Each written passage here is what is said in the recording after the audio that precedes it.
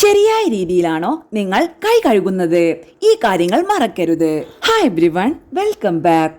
പകർച്ചവ്യാധികളെയാണല്ലോ നിലവിൽ നാം കൂടുതൽ പേടിക്കുന്നത്. അതിനെല്ലാം പരിഹാരം വ്യക്തി ശുചിത്വമാണെന്ന് അറിയാമല്ലോ. വയറിളക്ക രോഗങ്ങളെയും വിരജന്യ രോഗങ്ങളെയും പല ശ്വാസകോശ രോഗങ്ങളെയും തടയാൻ കൈ ശരിയായി ശുചിയാക്കുന്നത് കൊണ്ട് മാത്രം കഴിയും.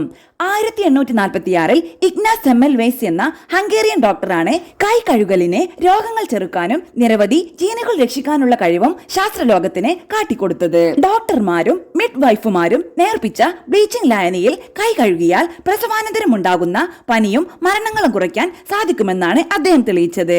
കൈ കഴുകലിന്റെ ശാസ്ത്രീയ വശം ഒന്ന് പരിശോധിക്കാം. എപ്പോഴെല്ലാം കൈ കഴുകണം?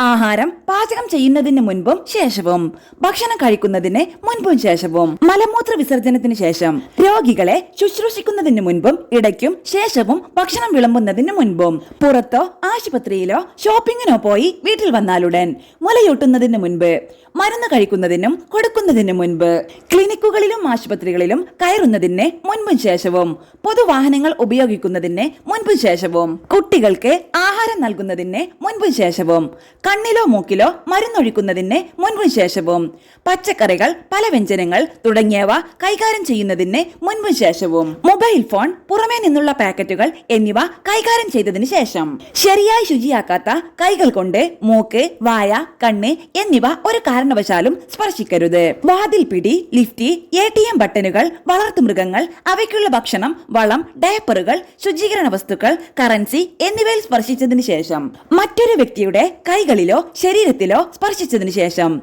മാസ്ക് ധരിക്കുന്നതിന് മുൻപും അഴിച്ചതിന് ശേഷവും, അറിയാതെയെങ്കിലും മാസ്കിന്റെ പുറം ഭാഗത്ത് തൊട്ടാലും കൈ കഴുകുകയോ സാനിറ്റൈസർ ഉപയോഗിക്കുകയോ വേണം.